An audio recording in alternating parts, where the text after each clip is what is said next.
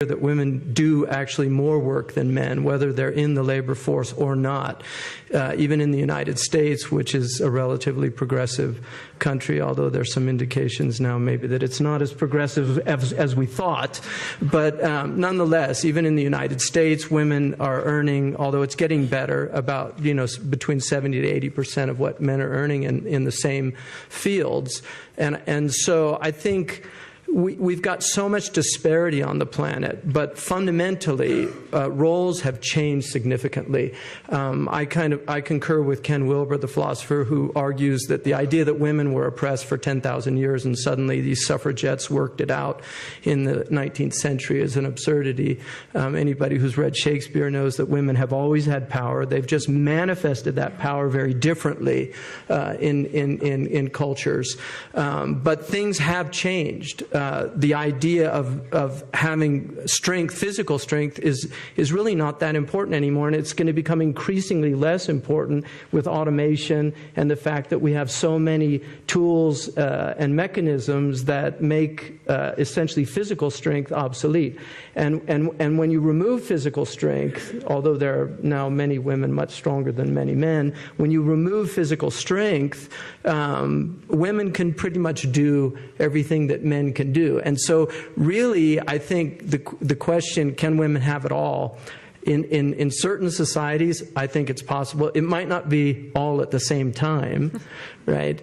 But certainly in many, many cultures, this is not true, because we're still very sexist in some of the most advanced cultures, and certainly in most parts of the world, sexism is a profound problem. And as somebody who's lived in the Middle East and Africa for a considerable amount of time, I'm very aware. And coming from California, and being raised by a very liberal mother who worked, it was quite a shock for me, being raised in this egalitarian worldview, to suddenly see, wow, John Lennon had a song, "Women are the of the world, and if you don't believe me, just look at the one you're with." And so I think there's a lot of truth to that, unfortunately. Well, I thank you for your comments, and I think I would certainly agree with you that it's not always possible to have it all of the time. Actually, on my way here, I bumped into a great friend and fellow young global leader who is an incredibly successful journalist in London. And I said, "Oh, I'm doing this panel on whether women can have it all." And she looked in sheer panic at me and she said, "All? No. I never have any time to have my hair done." And I thought, okay. And she said, I'm juggling nannies and children and plane travel. And she said, what gives is when do you get your hair done? When do you ever read a book? And when do you ever see your friends? So that was her perspective, and I bring that tonight. But to your point about women in the workplace, and certainly I've heard a comment before that nothing works if women aren't at work. Tim, I'm going to turn to you, because I know that you have a very high percentage of women in your workforce, but you're also doing things to really engage the younger generation. So what's your perspective on this topic, and what will you share with us tonight? So my first perspective is, it was great to see so many hands that said we believe we can have it all as women, and that because I think we're way more glass half full than we have empty. Not to say we don't have problems, but also as a father of 6 with 3 daughters, if I told them they couldn't have it all, they'd kill me. So they'd come right after me. So certainly they can have it all. But I think what's important is the perspective of what do we mean by what does all mean? And this goes right to your point. We have to be realistic. And whether it's male or female, having it all is almost impossible, especially in the business world. And I'll bring it to the area that we play in. And what we've tried to do at PwC is have people have realistic conversations. So I had shared earlier with Catherine, my best friend, who also happens to be my age, 51, he made a decision early in his career that he wanted a different life. He didn't want to rise up the executive ranks, and he was home for my son's 14th birthday was yesterday, and I'm here. So clearly I don't have it all, but I've made a choice. And what we really encourage our folks is make a choice, and either choice is okay. But in life, we make choices. And if we want to try to have more in advance in business, male or female, we should have those opportunities. To that point, it's up to leaders like myself and others to create those opportunities. But what was equally important as individuals is we have to make a choice around what we want, because I do think it's unrealistic to say that we can have it all, because all does imply making every hair appointment, every birthday, every hockey game in my case. But the reality is we need to balance that if we want to grow. At PwC, what we've tried to do is put in programs that give people the ability to have it all, recognizing there are societal differences between men and women, and there are perceived biases to do that. So like Costa Rica and like this program here, our hires are effectively 50-50 women. And what we've done is we've put in programs and incentives to make sure if a woman chooses to advance her career, recognizing she's bucking up against centuries of bias in the system, that she can have it all. One of the things that we talked about earlier, though, is that does this whole concept of the sort of ever rapid need to bring women into the workplace actually end up upsetting the men? I have had a number of conversations with typically men in their 50s who just look at me and say, I just want to be you. And I said, really? And they said, I just want to be a woman because you are getting all the opportunities at the moment. And if I'm 51 and I'm perhaps, unhappy in my current job, no one wants a white middle-aged man anymore.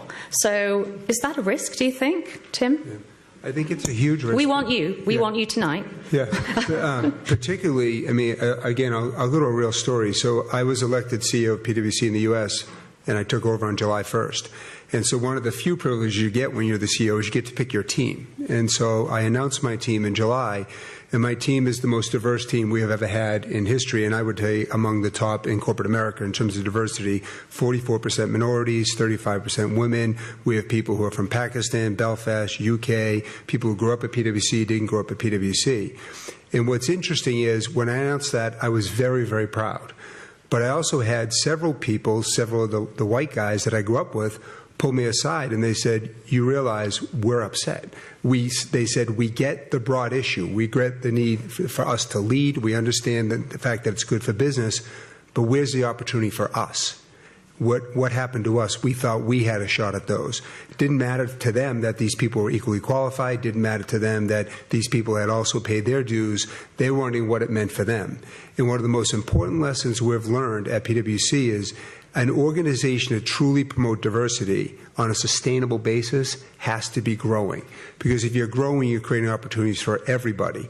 And if you lose that white male population, especially in a place like the States where you've had it going on for so long, you ultimately won't get the change you want in the organization on a sustainable basis. So one of the most significant pieces of personal advice I give to somebody who's looking just to start your career or understanding where to go, it's one thing to have a tone at the top, which is very, very, very important in messages, but what's equally important is the organization growing. And if the organization is growing, then the question is, where's the room for advancement? Because those decades and centuries of what I'll say, white males having the opportunity to move ahead, that could stymie that advancement. And that's one of the things that we learned, getting real down and dirty. Thank you. Yeah. And Maysoon, turning lastly to you in terms of your perspective on this, as you said, you come from the Middle East. A lot is similar, a lot is very different. Please share your story. Well, obviously, even though I come from the Middle East, but women issues are all the same globally. I must say I was a little bit shocked with this title, Can Women Have It All? And I went to my son brainstorming when we were traveling here, and I asked him, he's 10 years old, I said, do you think women can have it all? So he said to me, yes, provided they don't compete with men. So I thought that was a very good answer. He's here, by the way. And he told me not to quote this. I said, that's amazing, Adam, because that's exactly the whole idea is equality between the genders. We don't compete with men. And the question is, do men have it all or can they have it all? I think we are all talking about the same thing. But if I go back to the Middle East, can women have it all in the Arab world? I think, yes, they can, provided they personally want to have it. Secondly, they have the right support on the family basis. And thirdly, on the institutional level, they have the right laws and regulations. Because unfortunately, our labor force, when it comes to women, whether mothers or not mothers, it's very low compared to this part of the world. We have an unemployment rate, which is very bad amongst women in Palestine and even the Arab world, even though they are very highly educated. So if these problems are solved, yes, we can have it all. We have lots of mothers now working. The reasons for working could could be also not out of they want to do it, but there's an economic factor here. You see lots of mothers working in this part of the world because they are forced to work. In conclusion, we can have it, provided that we have the right support. And we have the males as partners with us on all these things. So there's the perils of telling your mother something just before she's about to get on a panel, right? But just turning to, thank you, Maysoon, just turning to some of the common threads in the conversation. If we're sitting here as extremely fortunate people to be in Davos this week, I think part of my take is that it's our responsibility to also create these opportunities. So perhaps I can look for a volunteer in terms of how do we actually create these opportunities? If this is an ability that we're leaving behind to let women have it all, Hamza, how do we create these opportunities? You're my volunteer. Well, yeah. Well, I think one of the most important things is raising the consciousness of people about this problem. We have a lot of historical baggage that we carry with us. We also have most of the religions on the planet have certain views embedded in them, not always from their texts, but from how they've been interpreted through men's eyes that have led to certain attitudes. In one religion, which is a great world religion, in a certain caste, the dharma or the practice of a woman was to serve her husband, and when her husband died, she was also she burnt herself on the sacrificial fire with her husband. So her life ended with her husband because her spiritual dharma was literally over. In the Muslim world, I think there's a lot of misunderstandings about the religion and about the role of women. It's interesting that the founder of the religion was an employee of a woman. Khadija was actually the employee, and she was a very successful businesswoman that supported the Prophet Muhammad. And so it's interesting that a religion that's founded by somebody who was in the employment of a woman ends up becoming a religion that very often has serious problems. So I think raising the consciousness of people about the very problem of attitudes towards women and what we now term sexism, the idea that men are inherently superior to women. This is unfortunately an attitude that is still quite widespread on the planet, and it's as long, I think, as that idea is there, the same problem we have in race. We were talking earlier just about race, the same problem we have in race, the idea of racial superiority, of white supremacy. There are still people that believe that and will look to certain aspects of the world to prove that, just like they'll look to certain aspects of the conditions of women to prove the same. So these are problems. So I think that's where it would start with education is extremely important.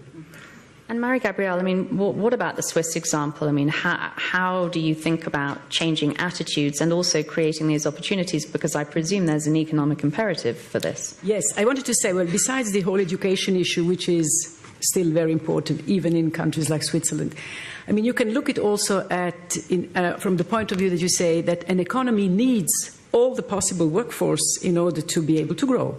And Switzerland is a good example of that. I mean, we lack a lot of labor.